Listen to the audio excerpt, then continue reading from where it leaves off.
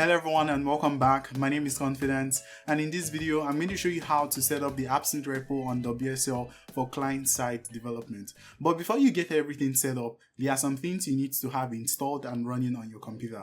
The first thing you need to have installed or enabled is WSL. So you need to have WSL enabled on your computer. You can Google around for how to do this, but you need to have that ready. The next thing you also need to have installed is a Linux distro in WSL. So you can choose from any of the Linux distros, but we recommend that you go with Ubuntu. So have a Linux distro installed, preferably Ubuntu. Next, you need to have Node.js installed. This is really important. You need to have Node.js installed, and the latest LTS release of Node.js is going to be fine.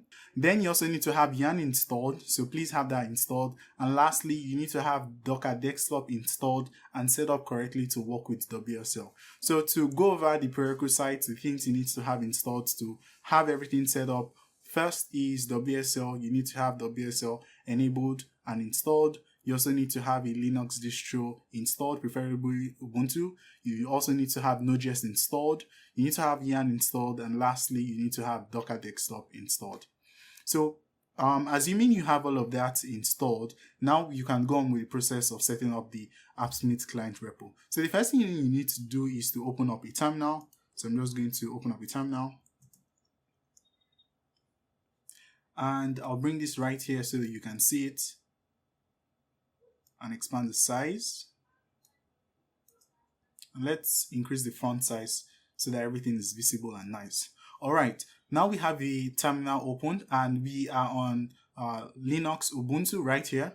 But one thing you need to make sure of is that you are in the Linux file system. By default, if you open up the window terminal, it takes you to a mount for the Windows file system. As you can see, we are in the users, my username, and this is the Windows file system. So I can just do a quick ls and taking a look at all the files we have here. These are Windows files. So right now we are in the mount that is actually the Windows file system. But what you want to do, or the first thing you want to do, is to move to the Linux file system. And you can easily do that by running the cd command. This is going to take you to the home of your Linux file system. And right now we're in the Linux file system. So I can clear this and we have everything looking clean.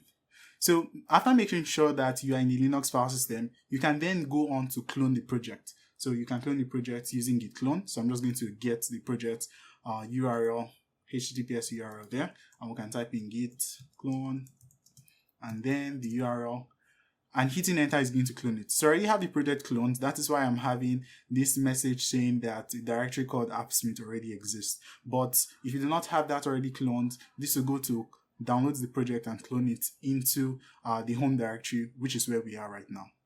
Next, you need to have mkcert installed. Mkcert is a tool for creating locally trusted certificates, and the reason why we're installing mkcert is so that you can have access to HTTPS while working on your local client repo. So to show you how to install mkcert, we already have a guide in the client setup instructions. So if you go to the repo, which is AppsmithIt repo, go to the contributions folder, and there's a file called the client setup.md that has the guide for you to install mkcert. So there are broadly two ways for you to install mkcert. The first is using Homebrew, and you can get that information here on how to install mkcert using Homebrew. But for our purposes, Homebrew is a little bit overkill. So there's a script we have here to do the same installation of mkcert. So I'm just going to be using the script we have right here. Let's copy this. All right, and head back to the terminal and paste that script right here. So allow this to paste it. And now let's let this download and we can come back to it.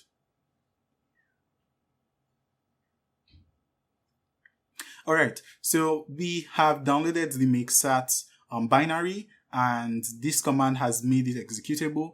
And this command is trying to move it to the local bin where it can be accessible from everywhere on the terminal. So I'm just going to give it my password so that you can make that move. All right, and now that is globally available. We can run mkcert from virtually anywhere on the terminal, and we would always have access to the binary. The next thing we want to do is to install the certificate. So to do that, we need to get the command from the client setup repo. So we have the command right here. So I'm just going to copy this. But first, I need to move into the AppSmith repo. So let's do cd appsmith. And now we are in the appsmith repo. So let's clear this.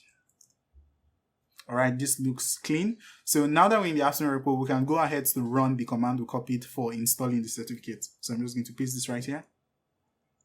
And there we have the certificate installed. The next step we need to do would be to add the dev.appsmith domain. And this is a Windows specific step that I'm going to be taking here. So this is really important for you to do on WSL, and I'll go through each process step by step. So the first thing you want to do to add the dev.appsmith domain is to open up a PowerShell terminal running as administrator. This is really important because one of the files we'll be modifying needs administrator access for it to be modified. So please open up a PowerShell instance running as administrator. So I'm just going to do that now.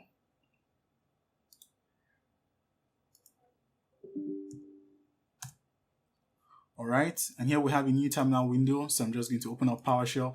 The entire terminal window we have here is running as administrator, and now we have PowerShell open. So I'm just going to bump up the size a bit so that you can see that. And now what we want to do is to open up a file in Notepad, the host file, and then make an edit to it. So this is going to be notepad.exe, and the file we want to open would be in my C drive. So this is C/Windows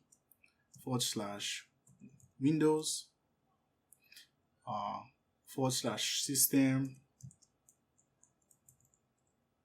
32/drivers /etc, and then the host file.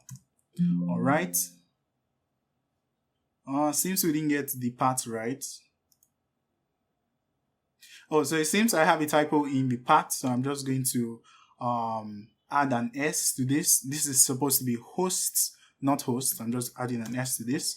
And here is the file we need to make an edit to. So we'll be adding a new entry here, and let's just add a comment saying appsmith dev, and then we can add the appsmith dev domain. So I'm just going to paste this in. What this is actually doing is that it is mapping dev.appsmith.com. Whenever we enter dev.appsmith.com in the browser, it's going to map that to localhost, which is the host address right here. So I am going to save this with Ctrl S, and we can close this up. Now we have that file edited, and we can go on with the process. So I'm just going to close this so that we can continue with the installation step. Now, the next thing we need to do is to make a copy of the environment variable file. There's an example environment variable file, so we can make a copy of that to have an environment variable file. So what we can do is cp.env.example, and then create a new file called .env, and hitting enter is going to make a new environment variable file using the example environment variable file. The next step would be for us to connect the client to the release server and then start up the Nginx server. So for us to do that, we need to enter into the client repo. So this is going to be cd app/client. All right. And now we can use the startup script to both do the connection to the release backend and also to start up the Nginx container. So to do that, this is going to be ./start.sh, and then a URL that points to the release deployment. So I'm just going to paste this right here and hit enter. And this is going to start the Nginx container. So we have that started and everything looks good. Before moving on to installing the dependencies and starting up the client server, what we want to do at this point is to increase the maximum number of files that can be watched for changes by the operating system. So this is really important so that if you make changes in the files, the operating system will be able to watch for those changes and then restart the server. So to do that, I'm just going to paste the command right here that allows us to watch for those changes. By the way, all the commands we have used so far are available on the client setup guide. So taking a look at the client setup guide, you can see the command we just used, which is the one to increase the max number of files that are watched. All right, and now that we have that done, we can go on to install the dependencies with yarn install. All right, we have the dependencies installed, and now we can start up the server. So this is going to be yarn start. And then we're going to give this some time to start up the server, and we would be able to have access to the client by visiting dev.appsmith.com on the browser. So let's give this some time to set everything up and get started. All right, now we have the development server started. We can head to the browser and check this out. So I'm going to open up a new tab. Let's go type in dev.appsmith.com, and hitting enter should take us to the client. You're only going to see this warning for the first time, so just click on advanced and click on accept risk and continue, and that's a Firefox specific issue. So if you're on Chrome, you shouldn't see that warning. All right, and now we have access to the client that is available on https://dev.appsmith.com. At this point, what you can do is you can go ahead to open up the client folder in your favorite IDE, say Visual Studio Code, for example, make your changes, test it locally, and then you can raise a PRA against the main repo. And that's how you set up the AppSmith client repo on WSL for development. I hope you found this video helpful. If you did, please let us know by leaving a like and asking any questions you may have in the comment section. We're definitely going to attend to them, and also get subscribed. All right, that'll be all for today. Thank you for seeing this video, and I'll see you in the next one. Bye-bye.